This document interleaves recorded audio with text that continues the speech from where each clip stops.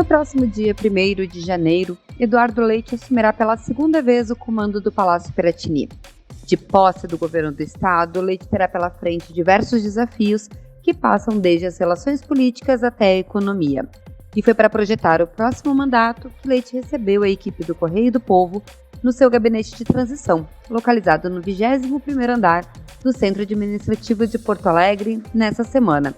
E você acompanha agora os melhores momentos.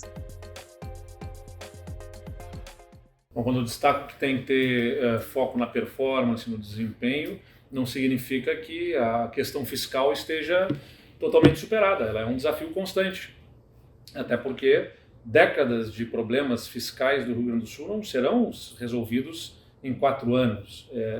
É um esforço que exige uma continuidade. A gente conseguiu vencer a parte mais crítica desse desajuste fiscal, mas a gente ainda tem uma situação que inspira cuidados e que ocorre dentro de uma circunstância econômica. O Rio Grande do Sul não é uma ilha. Nós estamos submetidos aos impactos da situação econômica do Brasil e do mundo. E o mundo vive ainda incertezas no seu cenário econômico.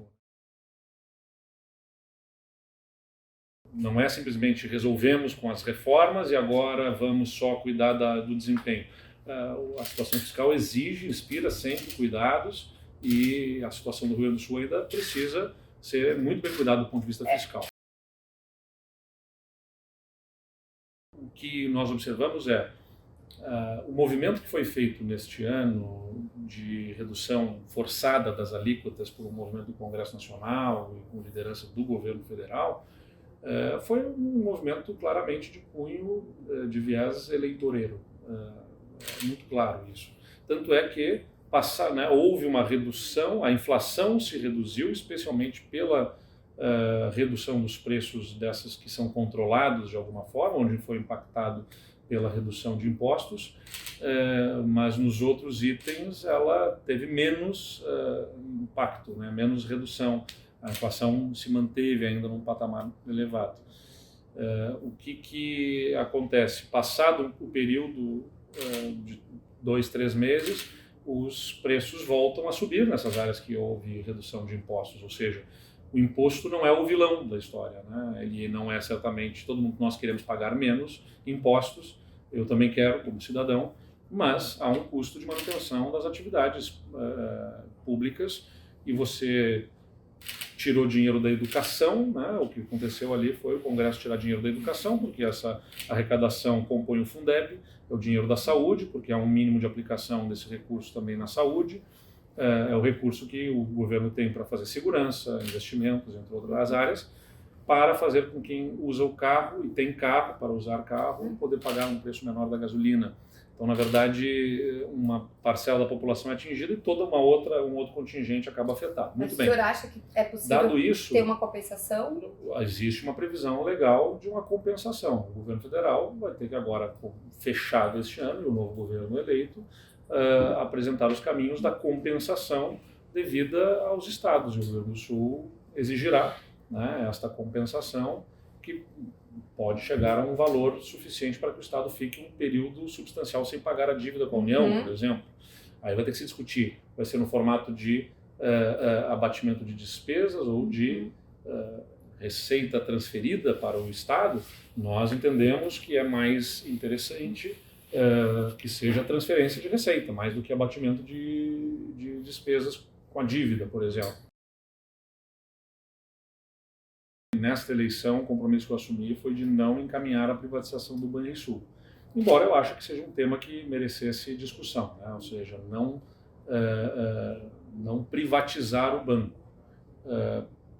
Por que eu acho que merecia uma discussão? Porque você tem uma alteração de cenário econômico do setor bancário, do sistema financeiro, novas tecnologias, as razões pelas quais o Estado criou um banco há mais de 90 anos, quase 100 anos atrás, eram outra circunstância histórica, o Estado tinha há 100 anos também um porto aqui em Porto Alegre, né, onde hoje nós temos ali o cais, que tem uma outra vocação agora, que é de viabilizar empreendimentos gastronômicos, inovação, tecnologia. Ninguém quer que os armazéns do Porto de Porto Alegre voltem a ser área industrial, certamente. Né? Por quê? Porque os tempos mudam e exigem novas posturas e novo entendimento do governo e da sociedade sobre os assuntos. Mas, né, compreendendo, política é a arte de ampliar os limites do possível. Né? E neste processo eleitoral ficou claro que, para evitar retrocessos em áreas nas quais nós estávamos avançando, como a própria privatização da Corsã e as reformas que tínhamos feito, era importante fazer gestos a outros entendimentos, a grupos que têm outro entendimento, e entre eles o do Banrisul. E assumir esse compromisso e vamos manter esse compromisso de manter o Banrisul público.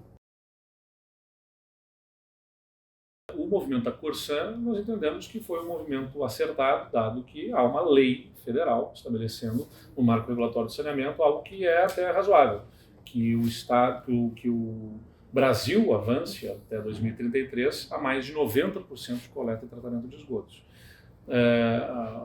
Recentemente, numa outra entrevista, alguém me indagou justamente sobre, mas há rumores de que o novo governo pode mudar o marco regulatório e ampliar este prazo. Bom, então, para manter as empresas públicas, nós vamos manter a população, especialmente mais vulnerável, exposta ao esgoto aberto, a céu aberto. É isso que vão propor. É no mínimo polêmico, né? Ou seja, em nome de manter, do ponto de vista de uma visão ideológica, empresas públicas, a gente mantém a população sem saneamento, porque no modelo de empresas públicas, a maior parte das empresas foi incapaz de viabilizar os investimentos, com honrosas exceções, investimentos substanciais em esgotamento sanitário. No caso da Corsã, ela tem hoje 20% de coleta e tratamento de esgotos nas áreas onde atua. Das economias para as quais, como são chamadas as unidades atendidas, as economias atendidas, 20% com o esgoto coletado e tratado, dos quais 10% foram feitos nos últimos 8 anos. E desses 10%, se eu não me engano, 6 a 7 no nosso governo, na verdade. Então, a Corsã se revelou ao longo de 60 anos, praticamente, que ela tem, pouco capaz de avançar nesses investimentos em esgotamento sanitário. Eu sempre digo que a gente tem que conciliar técnico e político. Né? Não existe uma coisa alternativa à outra. É importante que a gente olhe para os partidos políticos que compõem a nossa base. Eles são o primeiro banco de recursos humanos. Neles estão pessoas que, por estarem filiadas e participando da vida política, já dão demonstração de interesse de querer participar, né, da vida pública. Então, por isso, precisamos analisar, mas não se esgota ali a análise do governo. A gente olha também, né, para o que a gente está precisando em cada frente e busca na sociedade, né, em várias frentes. Então, do ponto de vista assim, de formação do time, vai respeitar as minhas convicções dentro do contexto político que a gente vive. Assim como a população me elegeu governador, elegeu uma Assembleia Legislativa, com 55 deputados, 15 partidos políticos, com, né, as suas participações em várias bancadas, e a gente precisa, de certa forma, a Assembleia reflete o pensamento político da sociedade, e eu preciso buscar afinar o nosso sistema político eleitoral brasileiro. Assim, em outros sistemas políticos eleitorais, parlamentaristas, o governante é o primeiro-ministro escolhido pelo parlamento, que reflete o pensamento político. Aqui no nosso a sociedade escolhe o governante e escolhe a Assembleia. E a gente, depois das escolhas da sociedade, precisa promover convergência, né? E é isso que a gente está se esforçando. O caminho para quem está no centro, quem busca o caminho da moderação, da ponderação, da sensatez, da razoabilidade, do equilíbrio, né, ficou muito estreito nesse processo eleitoral. E porque a polarização entre Lula e Bolsonaro fez com que muitos dos eleitores simplesmente quisessem saber dos candidatos, mais do que qual a sua ideia para a economia, qual a sua ideia para as obras, para os investimentos do Estado, qual a sua posição sobre assuntos polêmicos sejam eles quais fossem, mas de interesse da sociedade, fosse reduzida a está com Lula ou está com Bolsonaro. Então o caminho ficou muito estreito nessa eleição e acabou gerando o impacto, né, que gerou a partidos que têm agenda, como o PSDB tem, embora com as suas dificuldades e fragilidades ao longo dos anos, e que estão nesse campo do centro. Bom, o resultado é esse, nós estamos com uma bancada bastante reduzida, né? Na Federação com Cidadania são 18 deputados. O meu esforço será em buscar, mais do que o próprio PSDB, a tentar ajudar o centro a se reposicionar, a fazer a sua discussão, a sua autocrítica, o PSDB, junto com Cidadania e com outros partidos que se disponham a conversar e dialogar conosco para que consigamos, como disse o Fernando Henrique, o centro tem que polarizar, né?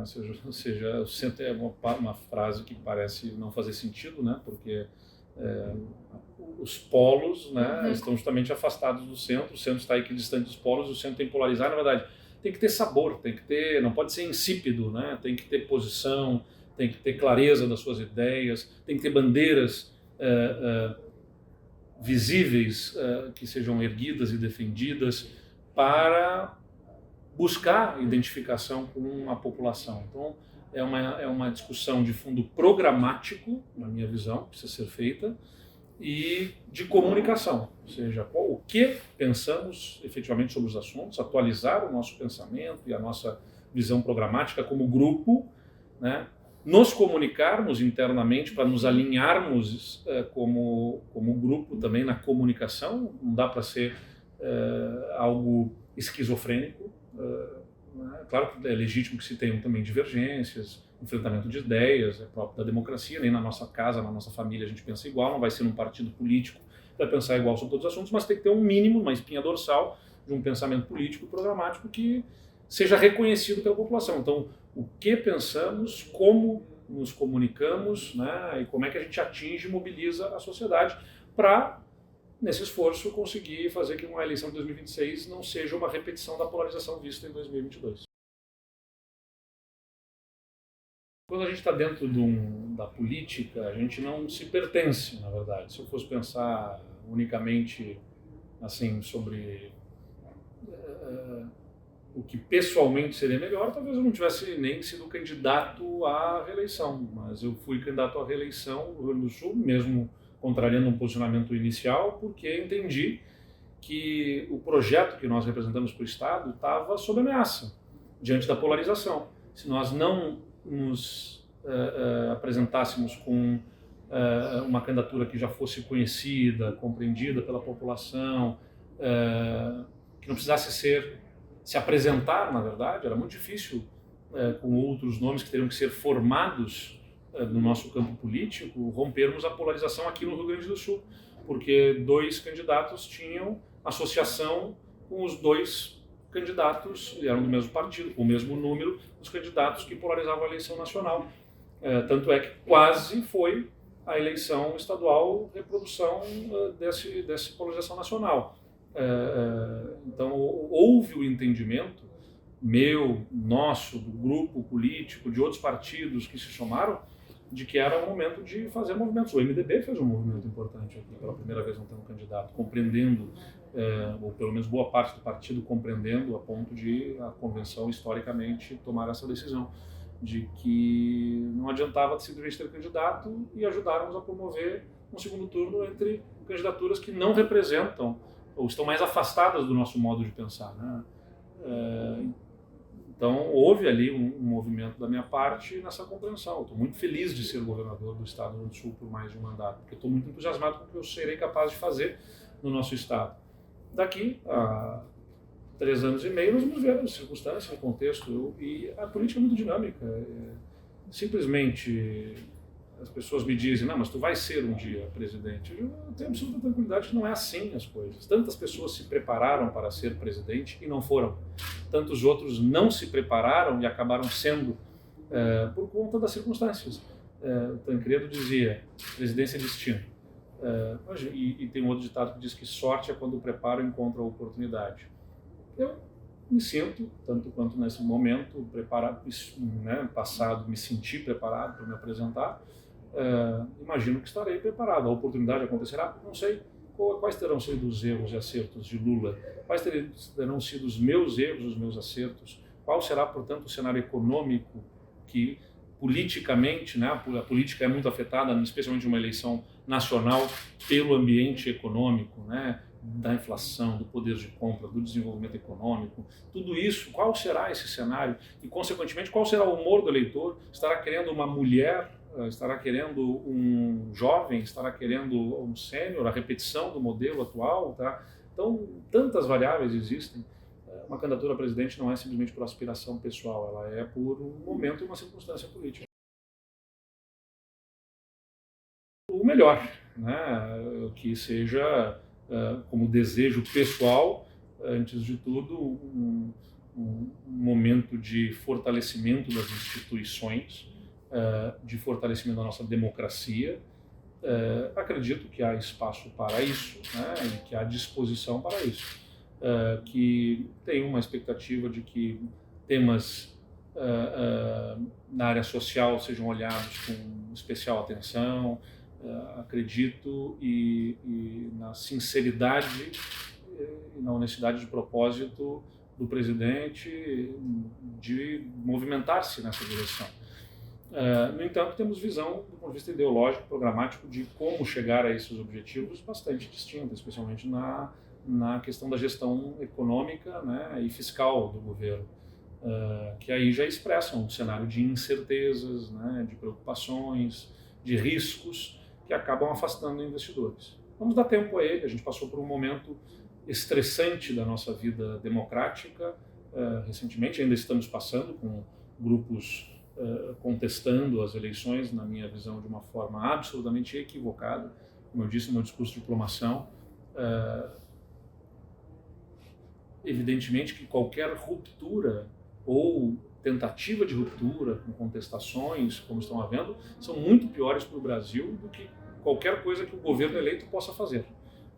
Porque o governo eleito tem uma legitimidade, escolhido pela população, e isso tem que ser respeitado. Vamos dar tempo a ele, né? E, né, sendo observados movimentos errados, e claro, se houver movimentos incompatíveis com a democracia, com a legalidade, com a transparência, com a lisura, que devem estar nos atos de governo, bom, aí ele sofre as consequências. Mas acho que a gente tem que dar tempo e espaço para que esse governo se apresente. O que se apresentou até aqui, infelizmente, não dá, né, em termos de composição de ministérios e de discursos do presidente eleito, infelizmente ainda não dá perspectivas efetivamente positivas, porque ainda mantém questionamentos sobre efetivamente o que será feito. Isso não é bom para o país, porque o país precisa crescer, se desenvolver, a previsibilidade é determinante para animar investimentos e movimentar a nossa economia e gerar empregos. Governador, muito obrigada e boa posse e bom Obrigado governo. para nós, para todos nós, e aproveitar para deixar meus desejos também de Feliz Natal, Feliz Ano Novo para todo mundo. Obrigada.